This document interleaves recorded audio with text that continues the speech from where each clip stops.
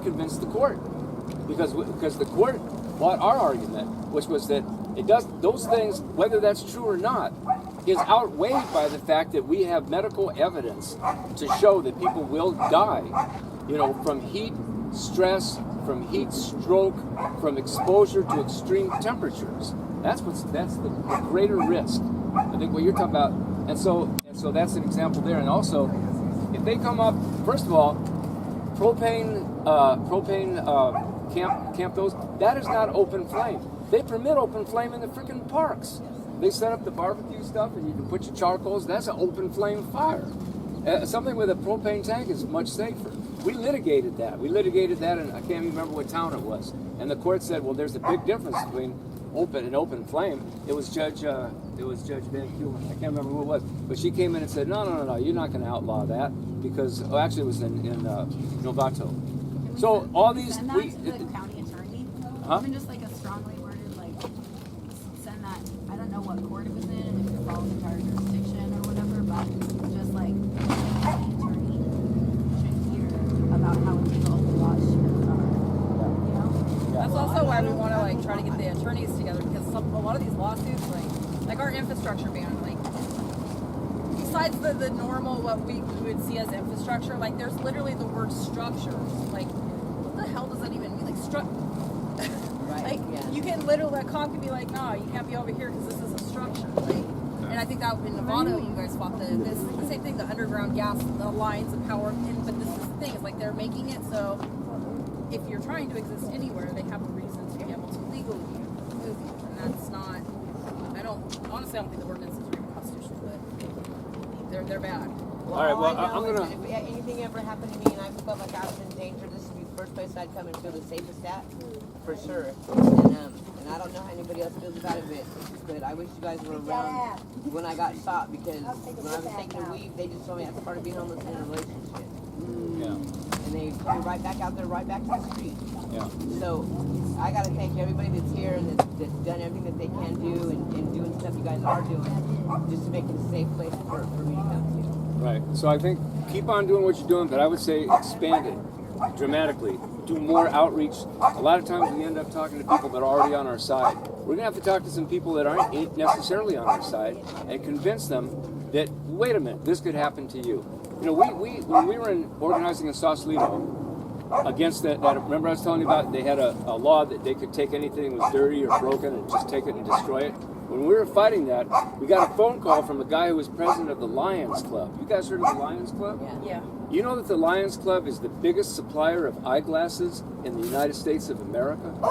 They are the biggest. LensCrafters ain't got nothing on the Lions Club because the Lions Club collects used glasses. People get a prescription, they got to get another one, and so they have the old glasses. The Lions Club gets all those donated glasses and distributes them to people who don't have vision care, any access to getting eyeglasses. They're the largest single provider of eyeglasses to poor people in the United States of America. So they're charitable. Their heart is already in the right place. Okay. So they called us up. And they said, listen, we don't know what to think about this ordinance. We want you guys to come in and tell us what's going on here. We want to hear from the homeless themselves. So we came in and we made a presentation. And that was about 50 of them, and they're mostly older, white guys, retired workers, small business people. They were like what you think of as the typical, kind of middle class American, right? So we came in and we spoke. There was about 50 of them there, and we made our presentation. We put our points up, and then the president of the organization, he'd been president for 20 years.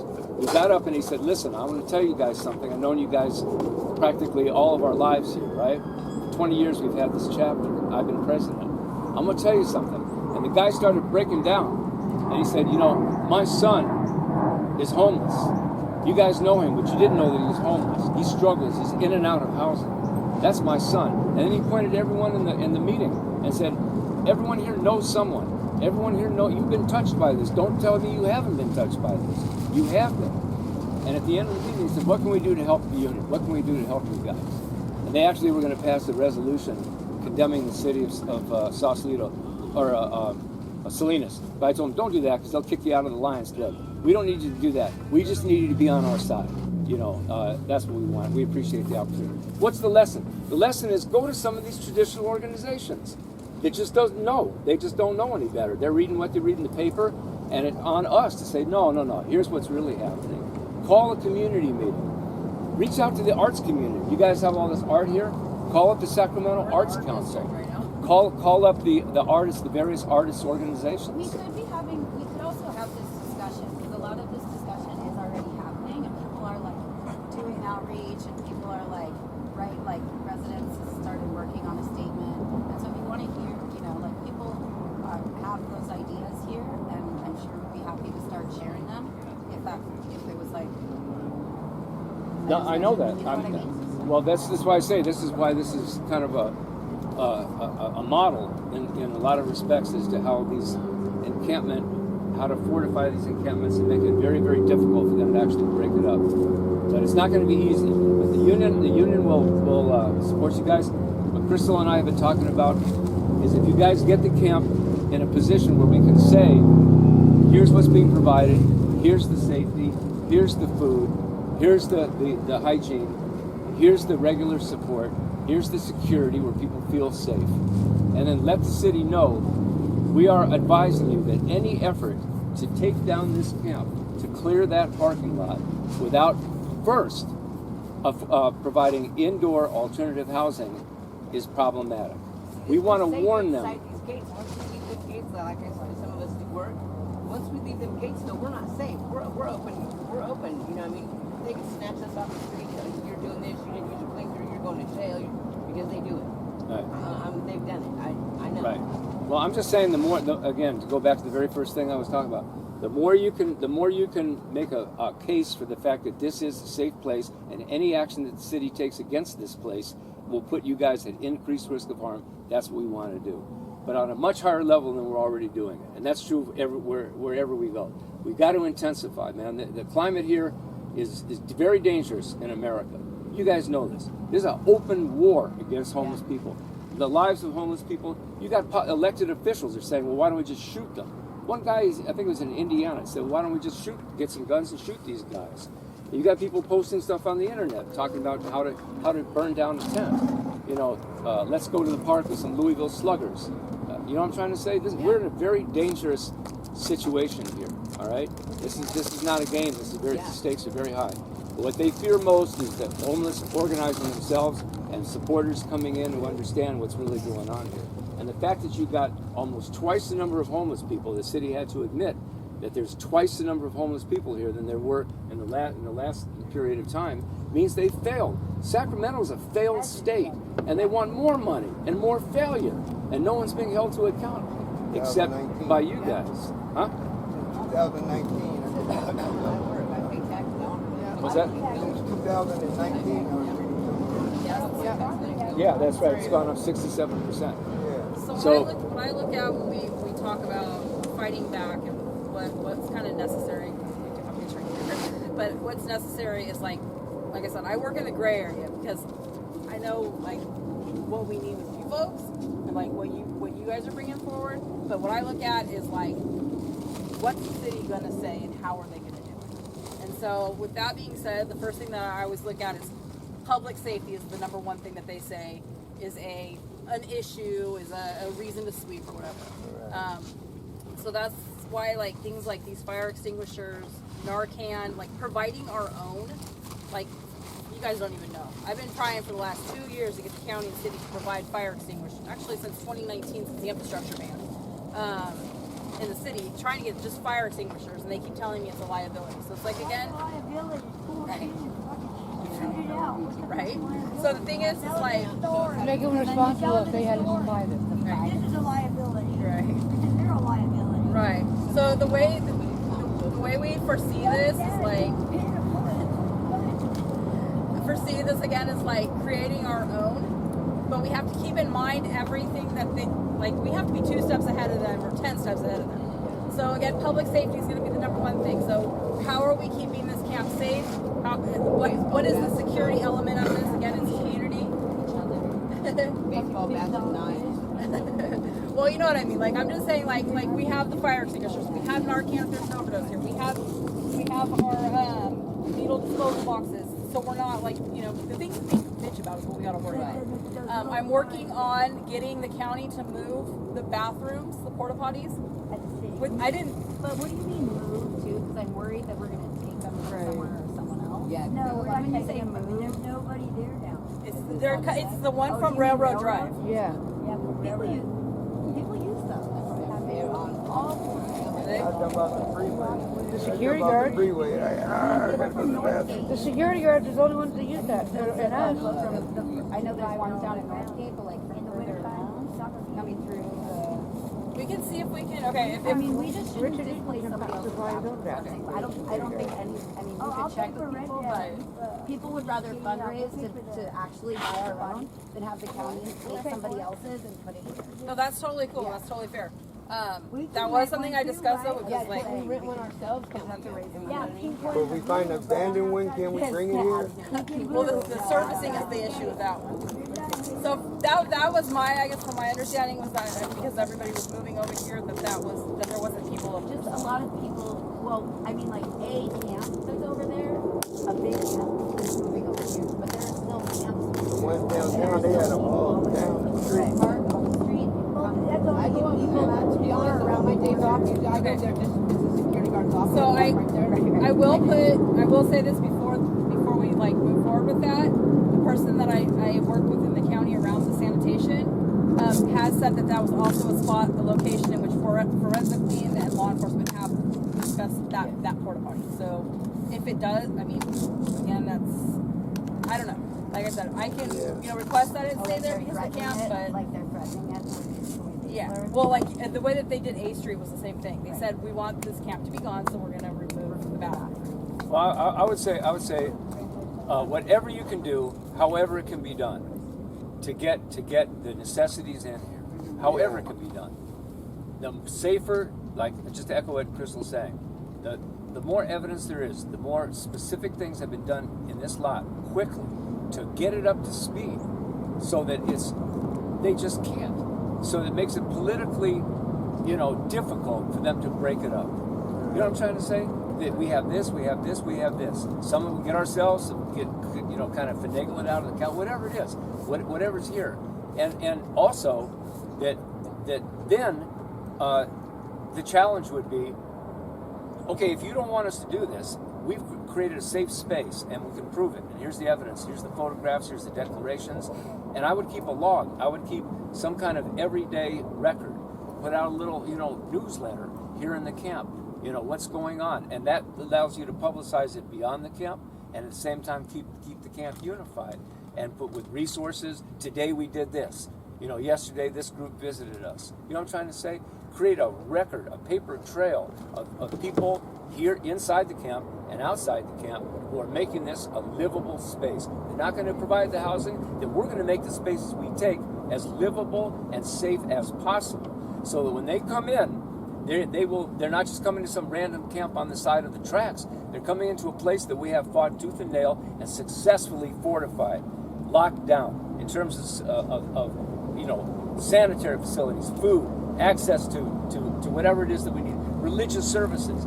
We had a camp in front of the city hall in Salinas for 6 months. When they broke up one camp, we made a new camp right in front of City Hall. We called it the flagpole because it was right in front of the flagpole in the city hall. We had religious services every Friday. Every denomination would come down, and then we embarrassed the churches to get involved because we're saying, well, people are going down conducting services, and then we could say we approach Pastor so and so, and I know you got ministers because we know some of them are in the homeless unit here in Sacramento.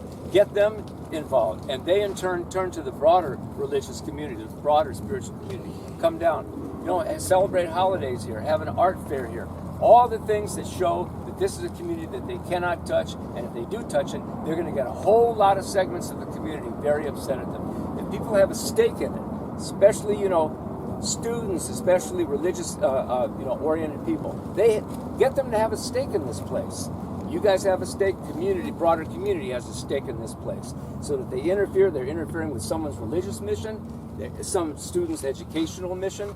You know that when we had the encampments in Marysville, along the Yuba River and the Feather River, do you know that the college students would come down and come down to the encampment to learn how to have provide the necessities to people, because they had figured all that out. They had figured out a way to bring fresh water up from the river, how to dispose of waste in a safe manner, how to cook for 300 people, the size of that camp. But they had figured all of this out. So students from one of the universities came down. These are urban planners, you know, those type of people that study how communities thrive, how communities are built. They would come down to the homeless encampment. You know who else would send people down there? The Department of Corrections.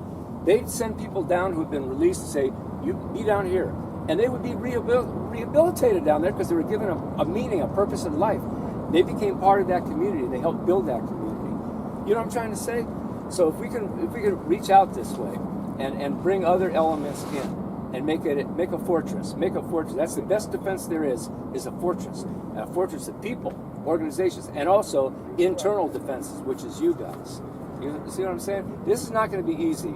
But we're getting some experience with it, and like what Nikki's saying, you guys are already beginning to do this in a significant way. We want to amplify it. We want to help do what we can to help that process. So amongst other things, we are going to write a letter to the city. We don't like to make threats. You guys know this about us. When we write these demand letters to the city and say, if you don't do this, you might have some trouble, we sue. We tell them we're going to sue. We sue. Win, lose, or draw. We have not made a threat yet that we didn't actually carry out. Win, lose, or draw. Even when we lose, we win because we get more people involved in the fight. You know what I'm trying to say? We get people out there telling their own stories. So with the letter, folks are working on demands internally. So just Well, we'll hold off till all that's done. Yeah, I mean, the union doesn't, right. Well, it's for you guys to figure out. What I'm telling you that we can do, and we'll help with it. Whatever you guys decide. Whatever you guys decide. I'm just telling you that we have some of those resources at our disposal. We'll come back. The other part of a demand, or not specifically the demands of the camp, but a letter coming from like the legal element is. I don't even see that as like a threat at this point with the city, because the city does what they're gonna fucking do. But at this point, it's more of a due diligence thing to say, hey, like, back off, like this is, you know, and it's not even having to get in detail about what's going on here. Just that, hey, services are provided. There's public safety here. Blah blah blah. they're just not even backed on or like pushed up against us at all. So I do like they're waiting and They're trying to do some, but they can't. Right. And at this point, it's like they said, it's like we're enforcement. We're doing what we got to do. Make sure that they can't do what they want to do. But I think that in that same respect, like that's where you need to like, and I don't know if it's that number that we created or the choice of Sharon, however that needs to happen, like what KJ was saying back in the day, like on that video. These people need to have appointments to come in to see your camp, to see you folks. This is not an open free for all. Run in here, you know, all of a sudden something's working, so now we want, you know, we have a program coming in wanting to take over because they want the, you know, the name or whatever. I think again it's we have to I don't want to use the word business or whatever, but this has to be treated as this is camp resolution. You can contact this number if you want to, you know, whatever. You can make an appointment with us on our time with our needs. Did it your way. We're doing like call it camp resolution. Yeah, that's the name they came up with. Is camp resolution. All right, guys. So I got to get back to whatchamacallit? Sausalito, where we've got this getting these funds because the city is. Well, let me just tell you, we got someone who's. They said, "Oh, we found a place for this one person who's getting some assistance, who's entitled to the housing assistance funds that we want." And they said, "Okay, well, we got a place for her." And so, okay, and it was at one of these supportive housing type things. That's where I'm at. Yeah, and so she went down, took a look at it, and I said, well, and we made it, okay, well, there's problems with this place, but at least it'll get you into a place where you don't have to pay, and you can keep your housing assistance money for the future. And she looked at it, and the place was fine, and they had originally contacted us and said, this person already qualifies, we're happy to announce, it's a pleasure to tell you, come on down, time is of the essence, we don't want to miss this opportunity. So we did all those things, and now they're coming back to us, Marin County Homeward Bound, which is the contractor for the Marin County, saying, well, actually, there's going to be some delays. Actually, it's going to be a little bit time a little longer. So you know what we're going to do? Every day we're writing to them saying, hey, you got to expedite this process. You're causing this woman to stay in a hotel and pay all these outrageous amounts of money that's coming out of a housing assistance fund that's supposed to be for fucking durable housing. And you're bankrupting her out of funds that we fought for 18 months to get for these people. So you better step up and get it done. And if they don't, guess who's going to be having a picket line right in front of Homeward Bound? We will. And we have a union at that shelter too. And they're scared of the homeless union up there because we got some fighting people that are inside the New Beginning Center. And we just organized another shelter in Vacaville. The word's getting out that the people inside the shelters got rights. That they have the right to organize. That's actually protected under the California Employment and Fair Housing Act. So what I'm trying to say is that you have to combine all these different ways to you can't just, you have to fight for everything. We have to fight for everything. We say in the homeless union, you only get what you're organized to take. And anything they give you can always be taken back. But when you win something, that's different. When you struggle and you've won something, that's different. That's why the city of Sausalito is pissed off right now. They wanted this thing to fail. They wanted to be able to pass out this money, which we finally forced them to distribute, and say, well, you see, these homeless people didn't know what to do. Without their case managers, they couldn't find a place. They're just out there, this and that. They're all homeless again, and blah, blah, blah. But guess what? Half of them have found their own place. And like I said before, a bunch of them have fixed up their boats, and a lot of them have got these old campers, and they're fixing them up so that at least they have a place, to stay where they can be relatively safe. And they're pissed off because that's not the narrative they wanted. They're trying to sabotage this agreement. So we have to fight for it every single day. You know what I'm saying? And that's how we have to look at everything we do. We have to fight for it and continue to organize. Like basically, that's what a lot of them little get you into a house places do. Is just find about 6, 7 people. They sit in the office. They're not finding people no places. I mean, I've been there for a year and a half. Which place is this? Step Up. Step Up. Yeah, Step Up. Man, I'm like, I've been there for. They said, okay, if you don't have a job by Friday,